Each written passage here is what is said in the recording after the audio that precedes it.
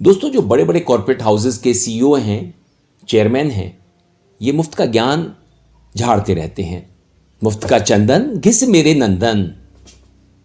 इन्फोसिस के नारायण मूर्ति पहले ही फरमा चुके थे कि युवाओं को कम से कम 70 घंटे हफ्ते में काम करना चाहिए, 12 घंटे रोजाना। जब हमारे प्रधानमंत्री विश्वगुरु हफ्ते में 100 घंटे तक काम करते हैं तो देश के युवा ऐसा क्यों नहीं कर सकते? तो मैं मिस्टर मूर्ति को बतलाना चाहूंगा कि देश का भट्टा इसीलिए बैठ गया है। प्रधानमंत्री बहुत काम करते हैं, उन्हें सलाह दें कि वो कम काम करें।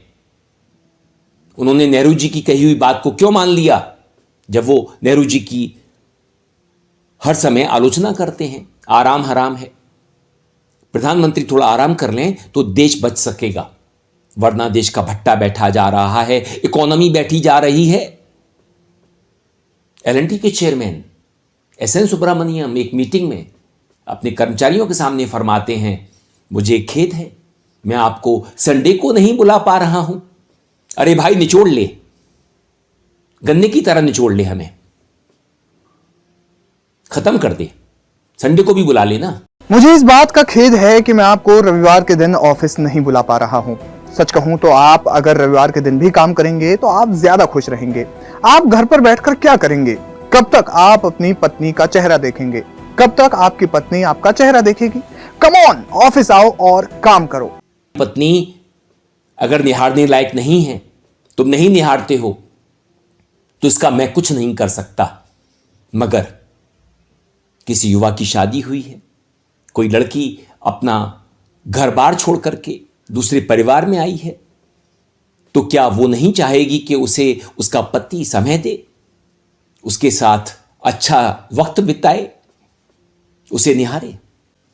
क्योंकि अगर ये हो गया तो जो पत्नियां हैं, माशूकाएं हैं, वो दूसरों में दिल लगाने लगेंगी, दूसरों को निहारने लग जाएंगी।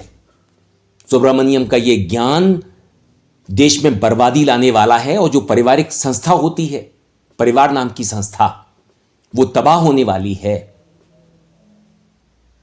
हालांकि महिंद्रा एंड महिंद्रा के आनंद महिंद्रा ने बिल्कुल सटीक बात करी। उन्होंने कहा कि अगर मेरी पत्नी शानदार हैं, और वो हैं, मैं उन्हें निहारना चाहूंगा, मैं उन्हें निहारूंगा। We have to focus on the quality of work, not on the quantity of work. My wife is wonderful. I love staring at her. I spend more time.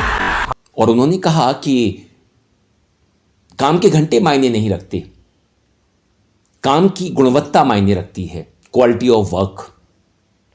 आप घंटों काम करें, 15 घंटे काम करें, 20 घंटे काम करें, 24 घंटे काम करें, अगर नतीजा अच्छा नहीं है, रिजल्ट अच्छा नहीं है, तो सब बेकार है। अगर आप 8 घंटे काम करते हैं, बढ़िया काम करते हैं, डिलीवर करते हैं, तो उससे शानदार कुछ नहीं हो सकता, जैसा कि आनंद महिंद्रा ने फरमाया है। बिल्कुल सटीक बात है।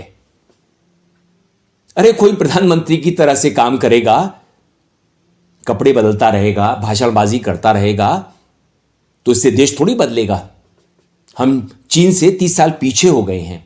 हम नगरी नगरी द्वारे द्वारे घूम रहे हैं, कुंभ स्नान कर रहे हैं।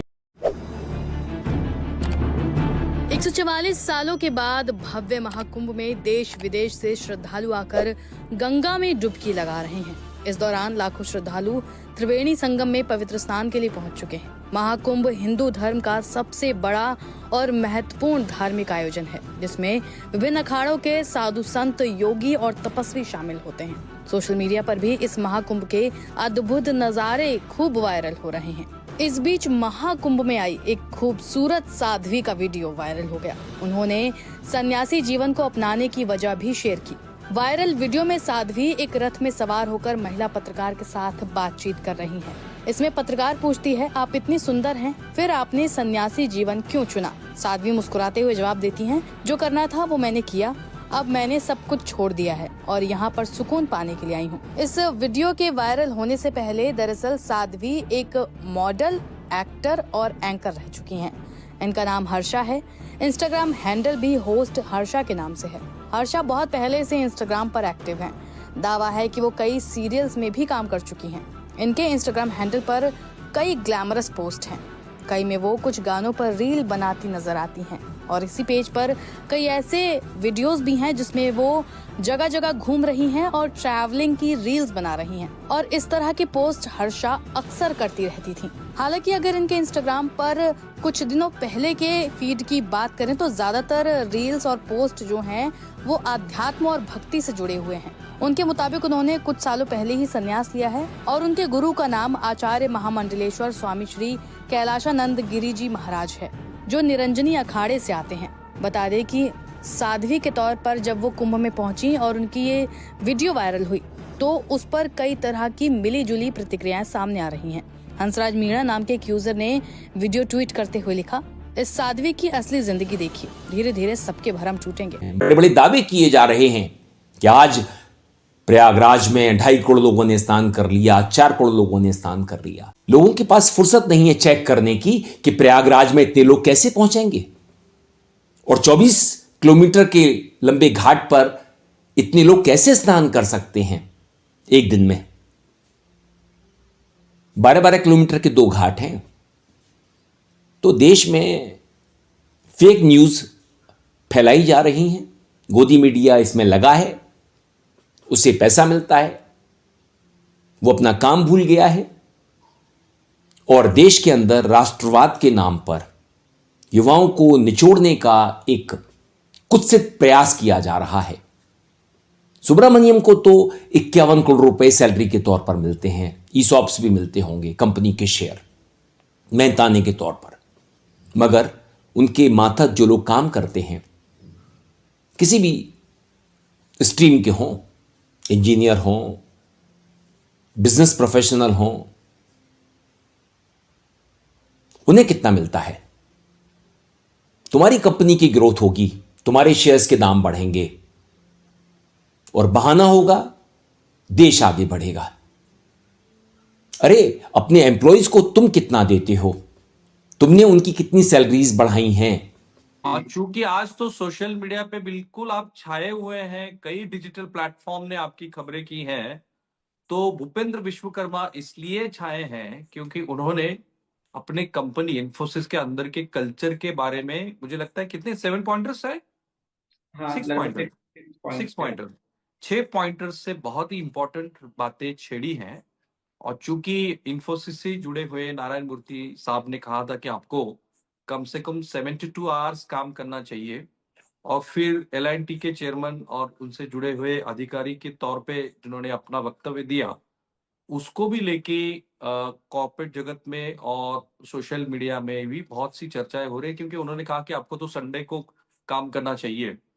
और फिर महिंद्रा के चेयरमैन उन्होंने भी आज उसका रिप्लाई दिया। फिर राजू बजाज ने उसका रिप्लाई दिया। तो एक डिबेट छिड़ी हुई है कि हमें कितना काम करना चाहिए। लेकिन भूपेंद्र, आपकी तो बहुत ही अलग बात है, आप तो sole bread and butter owner है आपके, आप खुद का अपना ये घर चलाते हैं।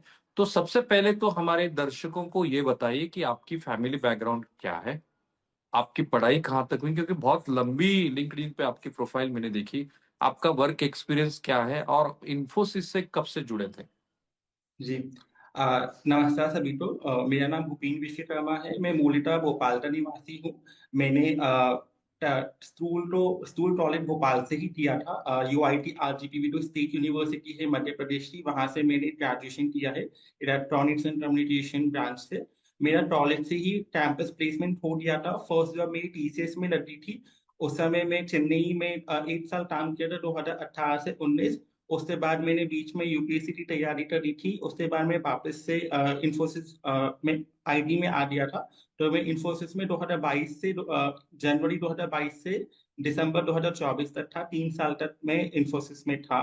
मेरे माता पिता के बारे में बताऊं तो मेरे पिताजी कारपेंटर, प्लम्बर और कंस्ट्रक्शन वर्क ऐसे नॉर्मल से ही व्यक्ति हैं, और मम्मी भी होम मेकर ही रही हैं। तो ऐसा बहुत ज्यादा वेल टू डू फैमिली से नहीं था। बस माता पिता का आशीर्वाद और थोड़ी बहुत सरस्वती माता आशीर्वाद की बदौलत ही मैंने आईटी कंपनीज में जॉब हासिल करी थी। लेकिन परिस्थितियां तो ऐसी रही कि मुझे फिर छोड़ना पड़ा। मैं उसके बारे में आऊंगा और तफसील से आपसे बात करूंगा, लेकिन उसके पहले मुझे बताइए कि आपकी 10th 12th और ग्रेजुएशन में आपके मार्क्स क्या थे, एक बात।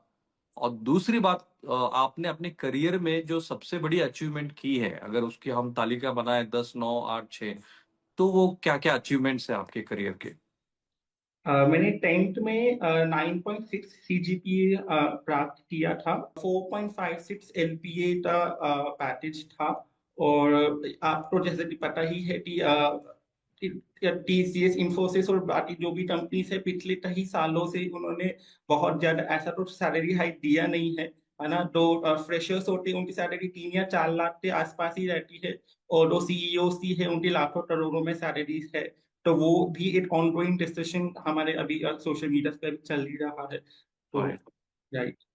तो मुझे अपने दर्शकों को बताते हुए ये जरूरी मैं समझता हूँ कि भूपेंद्र ने जो रेजिग्नेशन दिया है, उससे जुड़े जो 6 पॉइंटर्स उन्होंने रेज किए हैं, उसको लेके हर जगह पे अलग अलग तरीके की चर्चाएं हो रही हैं।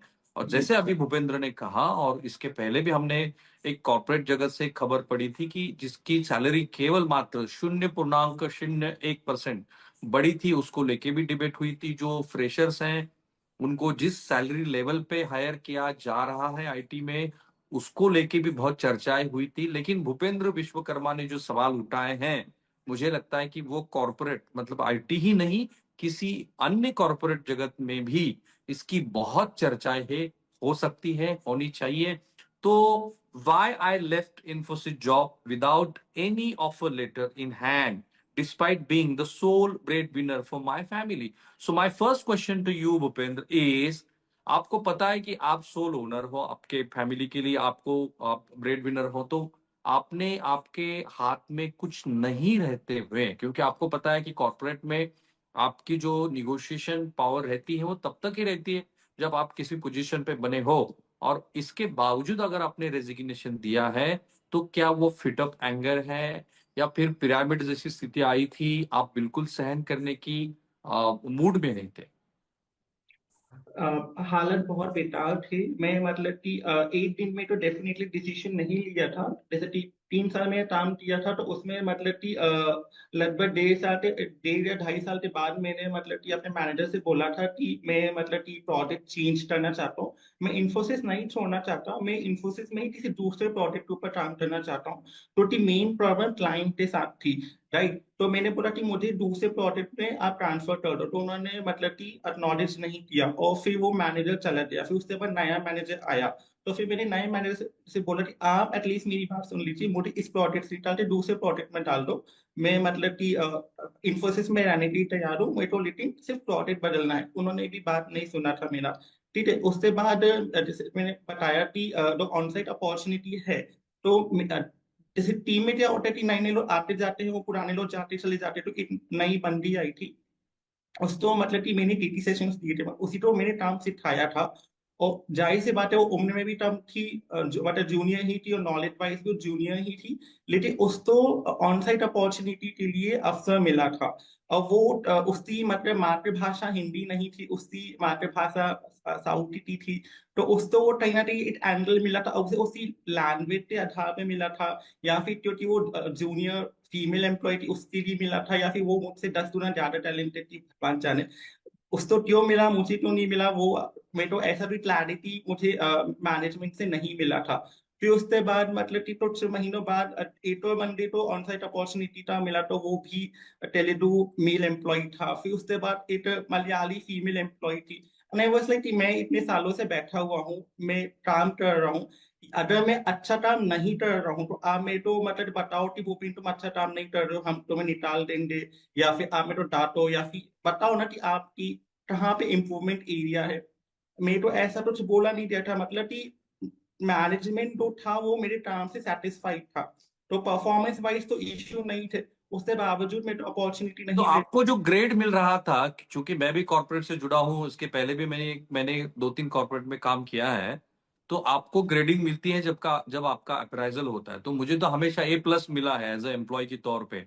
तो जी। आपके इन्फोसिस में कोई इस तरीके की ग्रेडिंग सिस्टम है क्योंकि जी। आप अगर कह रहे हो कि आपको प्रमोशन या फिर सैलरी हाइक नहीं मिल रही थी, इसका मतलब है कि आपका ग्रेडिंग भी उस हिसाब से कम आया था। राइट। तो मेरी रीडिंग मेट एक्सपेक्टेशन वाली रीडिंग थी। तो मैंने मतलब कि पूछा था कि मेरे को अगर आप इतने ही सेटिस्फाइड हो तो क्यों मेरे को आउटस्टैंडिंग वाली नहीं दी ओके। है। तो फिर उन्होंने बोला कि आउटस्टैंडिंग वाली टीसी तो नहीं देते हैं, मेट एक्सपेक्टेशन मिल गया है ना, उसको देने में खुश रहो। तो ये काफी सेटिस्फैक्टरी आंसर तो नहीं था। तो Okay. मैंने फिर भी अपना मतलब कि ये बेस्ट ही दिया था लास्ट दिन तक। और फिर तब मैंने रियलाइज किया कि यहाँ पे रहने से ग्रोथ तो नहीं ही होने वाली है। तो और उल्टे घड़े पे पानी डालने वाले सीन है। तो फिर मैंने बोला कि let's move out from here. अगर हम 2008 में की बात करें तो तब अगर कोई व्यक्ति 37-38 हजार रुपये कमाता था, वो आज के 1 लाख रुपए के बराबर हैं। महंगाई चरम पर है, बच्चों को अच्छे स्कूल में पढ़ाना लिखाना मुश्किल हो गया है। देश में बीते 10 सालों में बढ़िया यूनिवर्सिटीज शुरू नहीं हुई हैं। एक आईआईटी, एक आईआईएम नया नहीं बना है, जिसके चलते देश के युवा, देश के विद्यार्थी विदेश पढ़ने जा रहे हैं। उनके माता पिता को बड़ा मोटा कर्ज लेना पड़ता है। अमीर देश छोड़ रहे हैं। जब से मोदी देश के प्रधानमंत्री बने हैं 2014 से अब तक तकरीबन 22 लाख अमीर देश छोड़ चुके हैं, क्योंकि अपना देश भारत रहने लायक नहीं बचा है। लोकतंत्र खत्म हो रहा है, जांच एजेंसियां तंग करती हैं। आलोचना आप इंडियन स्टेट की कर नहीं सकते, मतलब भारत सरकार की, मोदी सरकार की। और देश को बतलाया जा रहा है कि मोदी भारत हैं। अरे मोदी जैसे आएंगे चले जाएंगे, भारत वहीं का वहीं रहेगा। इंडियन स्टेट भारत नहीं है, इंडियन स्टेट मोदी है, मोदी का सिस्टम है, मोदी की जांच एजेंसियां हैं। इसलिए राहुल को ना घेरा जाए। और जो बड़े बड़े कॉरपोरेट हाउसेस हैं, ये अपने आप में सुधार लाएं। युवाओं को, अपने वर्कर्स को, अपने कामगारों को इतना निचोड़ने की कोशिश ना करें कि वो खत्म हो जाएं, उनका परिवार बर्बाद हो जाए। पर उपदेश कुशल बहुत तेरे। दूसरों को उपदेश देना बहुत ही आसान होता है और खुद पर लागू करना बड़ा ही मुश्किल। आज देश में छोटा व्यापारी हो, मझोला किसान हो, रिटेलर हो या आईटी सेक्टर के साइबर कुलीज, इन्हें तनख्वाह के तौर पर, मेहनताने के तौर पर, आमदनी के तौर पर क्या मिल रहा है? आज देश में लगभग सभी लोग लगभग 12 घंटे तो रोजाना काम करते ही हैं। आज प्राइवेट सेक्टर में तनख्वाह कितनी मिलती है? 10-12 घंटे काम करने के 10-12 हजार रुपए। और उधर ऑनलाइन बिजनेस ने रिटेल सेक्टर की पूरी तरह कमर तोड़ कर रख दी है, ऊपर से जीएसटी। तो देश में माहौल नहीं बचा है काम करने का, व्यापार करने का, उद्योग धंधे चलाने का, नौकरी करने का, क्योंकि सब जगह निचोड़ा जा रहा है किसी ना किसी तरीके से। सब निचोड़ रहे हैं और बड़ी बड़ी कंपनियों की चांदी कट रही है, ठेके मिल रहे हैं, अडानी अंबानी खड़े हो रहे हैं, मध्यम वर्ग सिकुड़ रहा है। नाम है धर्म का और राष्ट्रवाद का।